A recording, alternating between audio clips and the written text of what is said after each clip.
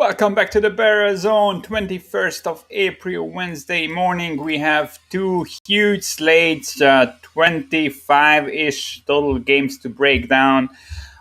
We will go through all the games as usual. I will try to keep this one under 30 minutes. So yeah, 26 total games, 30 minutes. Let's get right into it.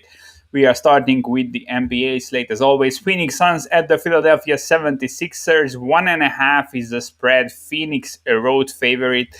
Harris and Simmons are questionable for Philly. The issue here is that the Sixers are playing the Bucks tomorrow, which is obviously the more important game between these two. The Bucks are 4 games behind Philly for the first seed in the East. I cannot really say anything here. I don't think Harris or Simmons will play tonight. If they have any issues, they will try to play tomorrow, and Philly might end up punting this game if gets out of hand early. My line would be Philly minus half a point here if everyone was in. I think the matchup is really good for the Sixers, but they would really need Simmons in here. Obviously, the Suns are the number one offense in the league from mid-range, and the Sixers are the number one defense in field goal percentage allowed. But Simmons obviously is a huge part of their defense. Philly has a rebounding edge, better free throw rate. Overall, I think they match up perfectly here if the guys are playing, and that's a huge if. If you want to get involved, I think you should wait for the injury report. And if both guys are in for Philly, I would definitely bet them anywhere close to a pick 'em on the money line. Golden State Warriors at the Washington Wizards, 2 point spread, 2.5 basically. Golden State Warriors are road favorites. My line here is exactly 2.5. I'm not going to get involved here. Curry is super hot, but the Warriors are still a bad team. They are 6-4 in the last 10. I'm not sold. They really haven't improved. They just ride out this Curry hot streak. While on the other end, the Wizards did win 5 straight, 7 of the last 10. They are tied with the Bulls for the last playing spot in the East. I think they are going to get it. What I really like with them, they are drawing free throws, 4th most in the league. Golden State is giving up the 2nd most in the league, which obviously makes this a huge mismatch. I would probably guess like the Wizards score like 10 more points from free throws than the Warriors, which is obviously a huge difference. Wizards also have better rebounding, better free throw rate. I could make a case for both sides as really the Wizards are a bottom 10 3-point defense, so that's not really a good thing if you go up against red hot Steph Curry. But I would lean towards the Wizards. I'll tell you the truth. I think they are right now playing better basketball than Golden State. And the shots won't always fall for Curry like they do now. OKC at Indiana, 10.5-point spread. I think this spread is kind of whack, to be honest. Sabonis and Turner, the two best players for the Pacers, one of the two best players, are both out. They also have a bunch of questionables, Lamb, McDermott, Bitadze. So yeah, I don't think this should be double digits. I tell you that. But OKC lost 11 straight games. Their organization is 100% fully committed to tanking. The players are also on board. They are not trying. So this could easily still turn into blowout. Turner for the Pacers, I think he's likely out for the season. He's out indefinitely. I think they are kind of losing their playing spot as we speak. I'm not sure he will play another game in Pacers uniform, to be honest. We will see how the offseason goes for this team, but I don't think they are in a good spot right now. So yeah, I think this spread should be around 9.5, more than 10.5. But I mean, that's not enough value to get involved with a super tanking team like OKC. Chicago Bulls at the Cleveland Cavaliers, 2.5-point spread. I think this is a bit too much again. The same matchup was played 2 or 3 days ago in Chicago, and the Bulls closed -3, and now they are almost -3, but on the road. That's kind of weird for me. And Nance was out in that game, if I recall it correctly, and he's in here. So yeah, I show slight value on Cleveland. Obviously, they are one of the worst teams in the league, but they have been hurt by injuries a lot, and now they have the full starting lineup back, which I don't think is a terrible team if they are peaking. Obviously, they aren't peaking right now. The Bulls got a second chance with the Turner injury to stay within the play-in requirements, so the top 10 seed in the East. We will see if they manage to do that. They still have tons of talent. They are by far the better team here when they are trying, if they are trying. We will see. So I make this Bulls minus a half point. So I think this 2.5 might be a bit too much, but obviously you don't want to get involved with Cleveland. Brooklyn Nets at the Toronto Raptors. Huge news for Brooklyn. James Harden will be out indefinitely. He had a hamstring strain, if I recall correctly, but then needed an MRI after aggravating the injury. We don't know when or if he will come back in the regular season. KD will come back soon, but likely not for this game. So it's the Kyrie show, but the Nets are playing a back-to-back, and Kyrie played 38 minutes last night. Raptors are at home on extra rest here. Everyone available for them. I think they will likely win this game, to be honest. I'm not really impressed by the Raptors.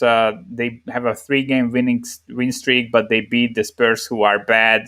Orlando and OKC, the two of the worst teams in the league. I still don't believe in the Raptors. Yes, they might get into the top 10 in the East, but I mean, it's looking pretty bad. But I won't be backing Brooklyn with only Kyrie in and him playing 38 minutes last night. So yeah, I make this Raptors minus 3. So I show a very slight edge on the home team, but not going to get involved. Utah Jazz at the Houston Rockets. 11 is the spread. Obviously, Mitchell still out for the Jazz. He will be out for a while. I make this 10 with him out, so 1 point edge on Houston. But the Rockets have the worst record in the league. You don't want to get involved with this team. I think just leave it alone. Utah will likely win this. Atlanta Hawks at the New York Knicks, 2.5 point spread. The Hawks road dogs in New York, getting 2.5 points. I make this Hawks minus 1. So yeah, I think we are giving a little bit. I'm not saying too much credit, but maybe too much credit for the Knicks here. I really like them. I really like the improvements they made. The Hawks really haven't changed anything since the start of the season. They are now mostly healthy, but still have some guys missing, Gallinari and Hunter being the most important pieces who won't play here. Knicks are without Robinson and Burks. But I think overall this is a good matchup for the Knicks, and that's kind of showing in the spread. Hawks either shoot a 3 or get to the rim. Knicks allow the lowest field goal percentage both in the paint and from downtown. They can match the rebounding of the Hawks. The only issue might be the free throw rate. Hawks drawing the second most in the league, and the Knicks are giving up the 10th most free throws. But overall, I think the improvements of the Knicks have to be noted. They are grading as the 7th best offense in the last 2 weeks with a plus 9 point differential. They went 7-1 in the last 2 weeks. The 3-pointers are kind of falling right now for them. In the last 10 games, they average like 46% plus from 3-point range. They are still not shooting enough 3-pointers, but they are at least not forcing it. And I'm still not entirely on board with this Hawks defense, I tell you that. So, yeah, I understand why the line it is where it is, but I'm showing a small edge on the Hawks. But personally, I think New York can get the W here. Obviously, very important matchup in the East. If the Knicks go on a small win streak here, they might even draw the Hawks in the first round, I guess. They are very close, like one or two games apart. Miami Heat at the San Antonio Spurs. Miami, 1.5 point dog. Injuries questionables for the Heat: Bam, Jimmy, and Tyler Hero. I don't think you can really touch this team with this many questionables. All of the three guys did miss the last game of the Heat. Jimmy missed 2 games. I'm expecting at least one of the three guys to sit. So the Spurs likely will close as a 1, 2, 3, maybe 4 point favorites, depending on how the lineup shapes up for the Heat. I'm liking the Heat. I think they will get into the playoffs. They might play spoiler. They play really strong play of basketball, well coached. And I think this is a team in the Spurs that they should be able to beat if either Bam or Jimmy is in here. Yeah, follow the injury report. If everyone is in, I'm really liking the Heat. But even if one of the three sits, I think they are the side. Detroit at Dallas, 12.5 point spread. The Dallas are 12 and Mavs are 12.5 points home favorites. Um, Detroit should be a bet here, to be honest. I have been backing the Pistons ATS. They are one of the most overlooked teams. ATS. They are always keeping it close. They are fifth in free throw rate offensively. They have solid rebounding. They are kind of trying. The talent level isn't there, but this isn't an organization that's like telling their players not to play well. Yes, they traded away some pieces, etc., but they are just simply not that good. But they aren't this much worse than Dallas, and I have to tell you that if there is one team I'm not trusting laying double digits, that's the Mavs. I'm not on board with their defense, not on board with the rebounding. I'm just not liking them. This is my biggest edge of the day by far. I make this Mavs -8. So it's a 4.5 point edge, in my opinion, on the Pistons, and I already took them. I think it's one of the stronger bets of the day. I would be very, very, very surprised if they would be blown out here. Memphis Grizzlies at the LA Clippers, 4.5 point spread. Value on the Grizzlies here. I don't think anyone can say anything else. If you power rate these teams like I do, you would make this around Clippers -5, maybe 5.5, and both squads are fully healthy. And the thing is that the Clippers will be without Kawhi Leonard and Beverly and Ibaka, and they are also playing their third game in 4 nights and the back-to-back with travel. And Paul George played 37 minutes last night. It's absolutely a possibility that George will sit this game out. We will see. But even with Kawhi out, I think the Memphis Grizzlies are a must play at 4.5. You can also find fives if you look around. We just bet it a bit earlier today. Memphis with Valanciunas out, huge hit. Obviously, he's averaging 13 rebounds, which is huge, and this is a team that's known for its strong rebounding. Brooks is questionable, but big news for the Memphis Grizzlies: JJJ upgraded to questionable, and all the signs point towards him playing here. He won't be playing more than like 15 to 20 minutes, in my opinion, but just the second best player being back for this team, that's a fringe playoff team. I think that will give them more power just to go through this game and get the W. I think this will be very close. Even if the Clippers win this, it could be like really a one possession game in the end. I'm going with the more rested, more healthy team. I think there is like a 30 to 40% chance that the Clippers are sitting Paul George out, and then obviously this is close to a pick 'em.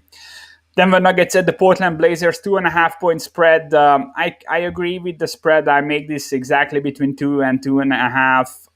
Morris and Murray are out for the Nuggets. Campazzo showtime. We will see how he performs. He had 3 points in his last game when both Morris and Murray were out. I need improvements in the guard position from the Nuggets. This isn't it for me. Portland, third game in 4 nights back to back. Lillard expects to play. That was the news that came out just a few hours ago. The matchup is great for the Nuggets, in my opinion. Way better rebounding. Portland's defense is terrible. Nuggets are top 10 against the three-pointer defensively. That's basically what you need to slow down the Blazers. Denver can be hurt in the paint, but the Blazers are putting up the 23rd most shots in the paint, and they are 24th in field goal percentage there. So it's not like that they are able to exploit the weakness of the Nuggets. I think Nuggets get the W. This might kind of seem like a bargain, but I'm going to skip. As I said, I want to see how the Nuggets look like a week or two from now, how they adapt with Murray being out for the season. Minnesota Timberwolves at the Sacramento Kings, 4.5 point spread. I make this exactly for. This is a rematch. Last night's game closed at 3.5. Injuries on the Kings side. Bagley and Holmes are out, and Beasley is out for the Timberwolves. At least that was last night's injury report. I would probably expect the same again.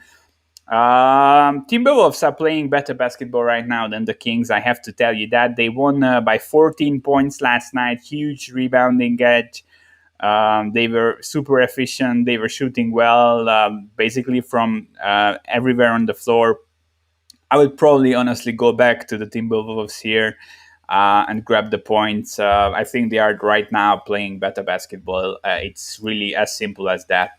All right, summing it up real quickly. I like Detroit Pistons 12.5. That's a really weird number to me. That's a huge edge in my opinion on the Pistons. 4.5 and 5 with the Memphis Grizzlies at the LA Clippers, playing third game in 4 nights back to back. No Kawhi. Paul George played super high minutes. I think these are the two games you should focus on today. And yeah, maybe I show a small edge on the Raptors. Maybe Kyrie also sits out after playing tons of minutes. This might be a game that gets punted, but we will see. Not really interested in any of the other games. All right, let's talk some baseball. We have another big slate. I will just quickly run through the slate. Few games I'm looking at. We will go through the rest in quick succession. So, San Francisco at Philadelphia, Desclafani at Eflin, Tony Disco.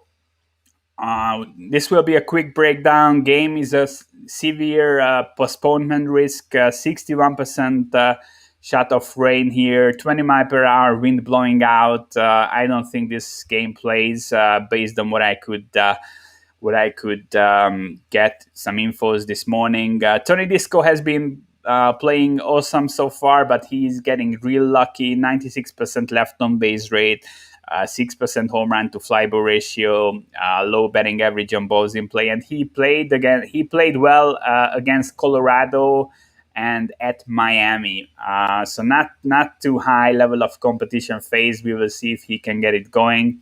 Eflin, I think he's all right. Sub for Sierra. 11% swinging strike rate, low hard contact. I'm liking him, to be honest. I show a slight edge on Philly here. If this game goes forward and it gets played, Philly is almost down to minus 110. I would probably bet them at minus 110.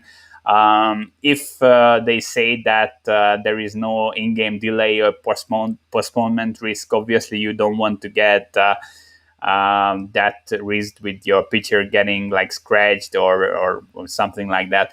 Baltimore at Miami minus 150 favorite. Trevor Rogers. He has been pitching amazing so far. I think Miami being a minus 150 favorite over anyone tells you a lot. There is really no value here. I make this exactly minus 150.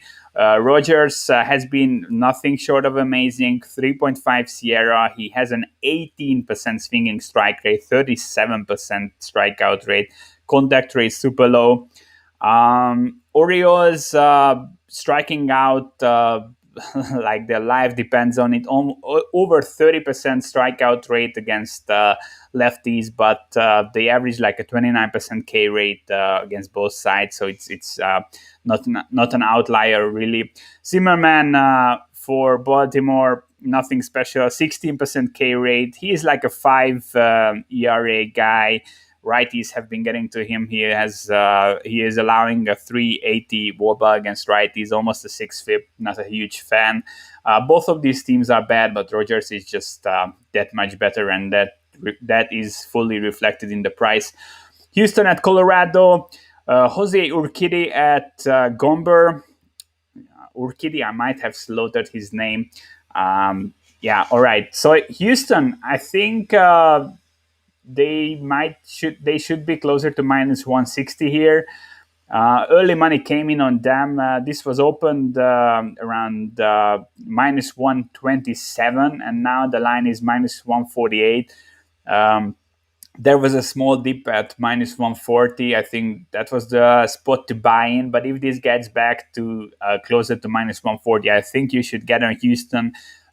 Everyone besides Altuve is back from the COVID list. Urquidy looked awesome. 16 innings so far, 3.5 Sierra, 28% K rate, only 6% walk rate. Hard hit rate super low. He has a 25% infield pop-up rate. Rocky is with a 50 WRC plus against right-handed pitching so far, 25% K rate, only 6% walk rate, zero power. Gomber for Colorado, he has a 6 plus Sierra, just a 7% swinging strike rate, 82% contact rate. Got extremely lucky so far with balls in play. He has a high fly ball rate, very risky in Colorado against a top 5-ish offense. Houston is third right now in xWOBA. I think this is a okay matchup for Houston overall. Like Colorado's bullpen is also terrible. So yeah, I think even at minus 148, I would probably bet the Astros. But if this gets down a bit, I'm fully on board. Minnesota at Oakland, Kenta Maeda at Frankie Montas. Game is a pick'em. It should be a pick'em. I make Oakland minus 104. This was supposed to be J.A. Happ, but we got Maeda, obviously a big upgrade. Maeda, only issue with him is he couldn't really go deep into games so far. But he has a 16% swinging strike rate, only giving up 23% hard contact. Again, really high infield fly ball rate. Overall, just a 28% fly ball rate. I think overall it's really promising. Oakland is a really righty-heavy lineup. They only have an 84 WRC plus against righties. Besides the problem going deep into game, I think Maeda is super legit, and I'm not really scared for him in this matchup. Frankie Montas on the other end, sub 4 Sierra, 25% K rate. 13% swinging strike rate, just a 23% hard hit rate. Also really liking him. These two teams played a doubleheader last night. I think that's kind of factored into this total. It's a bit too high in my opinion. Totals after doubleheaders are usually a bit like half a run too high. But the load wasn't really too big on the bullpens, so I think the under is likely the good play here with two nice pitchers going against lineups that might miss one or two bats. Like Buxton just came back from an injury; he might sit after the doubleheader. We might see some guys sit out on both sides. Both pitchers have been looking all right. This is a good pitching park, two strong defenses. I think the under is the look here. St. Louis at Washington, Carlos Martinez at Max Scherzer. Minus 157 is the price on the Nationals, and we've seen everyone fading the Nationals here. This opened up Scherzer minus 181, and it has been all Cardinals money. I see why they are fading Scherzer.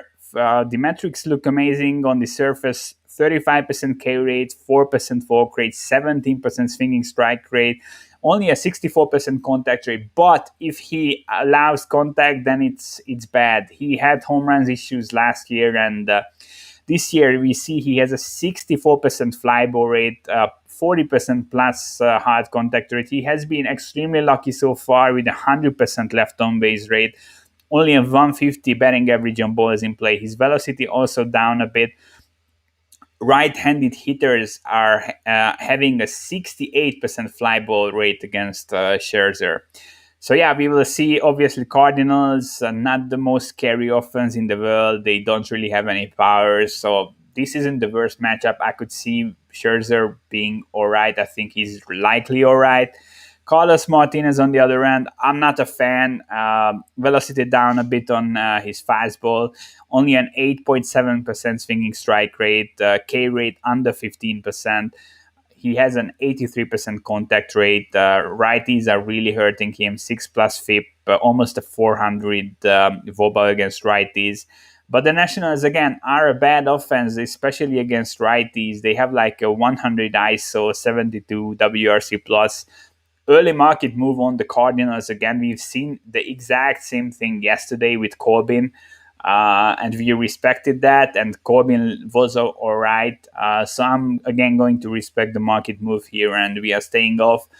I show an edge on Scherzer, I tell you that. I make this minus 170. I don't think Martinez will be all right, but I see the red flags with Scherzer, and he might be like degrading a bit more.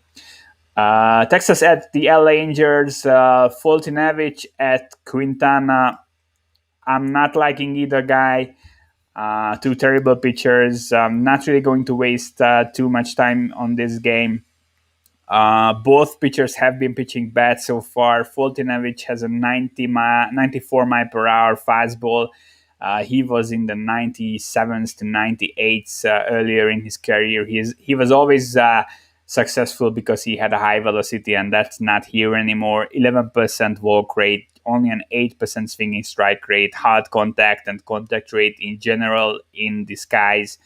I'm not buying it. Quintana, he doesn't really have it anymore. 20% walk rate. He always had control issues especially through the last few years. He has a high ground ball rate, still missing some bats, but he's super wide. Really cannot control his pitches. I think this line, this minus 170, is really just the product of the Angels being a way better team than Texas. But I mean, I wouldn't trust Quintana here with my money. Dinelson Lamet is back for the Padres, minus 200 favorite. Lamet is a really nice pitcher, one of my favorites on the roster. He had an elbow issue to start the season, so this will be his first start. Last year, he had a 2.09 ERA, 2.5 FIP in 69 innings with a 35% K rate, facing this weak, depleted Milwaukee lineup. I'm really liking the spot for Lamet, but obviously we are not going to lay minus 200 in his first start. Adrian Hauser, he has been a total train wreck so far, just a 6.9% swinging strike rate, 84% contact rate. The guy is just giving up hard contact left and right. And yeah, he's keeping the ball on the ground. He has a 64% ground ball rate. But against the Padres, if you give up contact, you are fucked. And he is just not missing bats anymore. I think this will be ugly. Cleveland at the White Sox. White Sox don't have a pitcher announced yet. Cleveland goes with Civale. Civale has been all right, but not great. He is still, I think, a top 30-ish arm, definitely top 50. But I'm not really amazed so far. He was all right, but he was pitching against the White Sox in his last start, so I'm likely not backing him in back-to-back matchups against the same squad. His called strikes plus whiffs was only 27%. He had no earned whiffs on his curveball the last time out. There are some red flags. He was getting pretty lucky so far. 93% left on base rate, only a 150 betting average on balls in play. He will be all right, but I don't think I want to back him here. And obviously, we don't know anything about the White Sox pitcher yet. Atlanta at the New York Yankees, Anderson at Kluber. Super high range of outcomes here. I think this is a really interesting game. Atlanta is playing better baseball right now. Anderson is probably the better pitcher now, but I think the Yankees have the higher ceiling and Kluber has the higher ceiling. So, yeah, it's just a matter of time before the Yankees start to click and Kluber puts it together. We've seen some promising signs, and if you look at Kluber's underlying metrics, they aren't really terrible. He has a 6+ ERA, but the underlying numbers are nice. He has a 13% walk rate, but a 14% swinging strike rate, 56% ground ball rate. Contact rate is pretty low. He got extremely unlucky with the balls in play and the home run to fly ball ratio. I think it will come down. He will put it together. He's a great pitcher. New York will also put it together. Anderson, again, he has been extremely unlucky. 42% home run to fly ball ratio. He is just he's a great guy. 28% K rate, missing bats, 12% swinging strike rate, 50% ground ball rate. He had walk issues so far this season, 10+% walk rate. We will see how this turns out, but I think at this point he's the better pitcher. So if you want to bet the Atlanta here at +112, I don't mind that. That would be the side I'm looking at, but you could really look like a fool once the Yankees start hitting and Kluber puts it together. Yeah. Also, Acuna likely not playing here. He's expected to come back later this week, but not this game. The total is 9 here, which is I think the ballsy play would be to play the under that. I tell you that. I mean, Acuna out, Kluber looking better than before, maybe even putting it all together here. Anderson is completely fine in my opinion. Besides the walk rate, I think he will be all right. So yeah, 9 is a pretty high total. I would in their current form, I would lean towards Atlanta here, but my numbers like the Yankees, so I'm going to stay away. Arizona at Cincinnati, Tyler Mahle, -166 favorite. I think Mahle is the best pitcher on this slate going up against this weak and bit depleted Arizona team. Mahle with a 2.5 ERA, 3 Sierra, almost a 40% K rate. Yes, he's walking 12% of batters faced. He's a bit wide, but I mean, limiting hard contact, not giving up too much contact at all. Velocity up 1.5 ticks on his fastball. Diamondbacks just a 75 WRC plus against righties. No power, high K rate. I think Mahle will roll. Mario Kelly, Nottingham, I never liked him. He has a 5-ish Sierra in 16 innings. Doesn't miss any bats. Almost 50% hard contact. Velocity down 1 mile per hour. He has a 5.7 FIP or worse against both sides. Arizona is just not really good. I think Mahle will roll here. We are skipping the Pittsburgh-Detroit game. This is a part of a doubleheader. I'm not messing with doubleheaders. Toronto-Boston also a game we are skipping. Bullpen game for the Jays here. Trent Thornton isn't bad. He's an all right bullpen arm. Garrett Richards, nothing special. But this is also a postponement risk. We will see how the weather reports shape up later. I would expect Boston to open up around like -120-ish, so like 54 to 55% win probability. I think that's fair. At least they have like a normal starter, even if that's not a great pitcher. Peterson at Zach Davies, Mets at the Cubs. Mets are basically my favorite side of the day, but they are slightly overpriced. My numbers make this a bit closer, but we've seen some Cubs money coming in. Mets only a -126 road favorite now. David Peterson is coming off a 10 strikeout game. Overall, his stats are looking amazing, at least the underlying metrics. He has a 6+ ERA, but a 2.4 Sierra. That's something that will get attention on the market, and people are just betting on positive regression. That will happen sooner than later with this guy. 36% K rate, walk rate under 5%, ground ball rate 48%. He's missing bats, no hard contact. Really looking awesome. But I have to tell you that the Cubs are way better against lefties than righties so far. But I don't mind this start, to be honest. I think David Peterson will be all right. Davis, on the other end, he was never a huge strikeout guy, but now he has a 15% walk rate just to go with his 14% K rate. 7% swinging strike rate. He has an 83% contact rate. So, yeah, he's not missing any bats. The Mets do have power. I'm not liking Davis here. I think the Mets are really close to being a lock here, despite being just a slight favorite. But I have to tell you that the Cubs have been playing way under their talent level, and Davies has been pitching the worst he has ever pitched.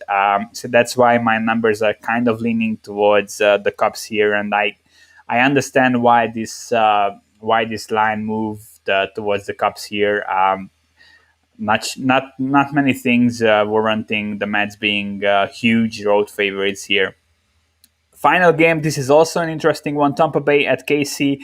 Michael Waka Flocka Flame against Jacob Junis. I really like both pitchers here. They are good starters going up against mediocre offenses so far. Both teams have a sub 90 WRC plus against righties, sub 135 ISO, 25% K rate or higher. We don't have a total yet, but I'm looking at the total here. That's my angle. I'm waiting for this line to get released. Junis with a 2.8 Sierra, 33% K rate. He's missing bats, not walking anyone. Went 5 plus in the last two starts. He's super solid. Waka Flocka Fame, 33% K rate, 16% swinging strike rate, high infield pop-up rate, low contact rate. I like both guys. These are two pretty solid pitchers, I have to tell you that. Last night it was a huge offensive blowout by both teams in this game, but before that there were like five games that all went under. Weather is still bad, just 48 Fahrenheit projected by game time. Last night's total was 8 due to the under. I think we are likely seeing 7.5 here. But if we are seeing 8, I will be on the under. I'm liking both pitchers. I'm not liking either of these offenses. All right, so let's sum it up quickly. Houston, I like Philly. If this game plays, I think this is too close to a pick'em. This Stefani has been nice, but he has been pitching against kind of bad teams mostly, at least in the last two games. He might be pitching over his head. Houston, anything around minus 140, minus 145 is a bet in my opinion. I like both pitchers in the Minnesota-Oakland game. Would look at the under there. Max Scherzer, slightly underpriced, but I see the red flags. Atlanta, an interesting growth dog here, although my numbers show value on the Yankees. Kluber is getting better. The Yankees will get hot eventually. I think it's a game to watch, but a really interesting one. I will be following the Mets game. If we see further Cubs money, I will be getting on board with New York. I think they are the better team and the way better starting pitcher. Zach Davies cannot miss any bats, and that's a huge issue. And I like the under in the KC game, hoping for an 8. If it's a 7.5, I'm staying away. But at 8, I would definitely look at the under with Waka and Junis. All right, this is it for today. If you want to team up players, you can go to patreon.com/thebarrelzone. There is no stream tomorrow. I forgot to tell you at the start of the stream. So Thursday will be a day off. We are finally getting our COVID vaccines. I will be back on Friday. We'll probably post some breakdowns on Twitter tomorrow. We will see how that goes. So thanks for tuning in. We'll be back on Friday. Good luck with your wagers as always.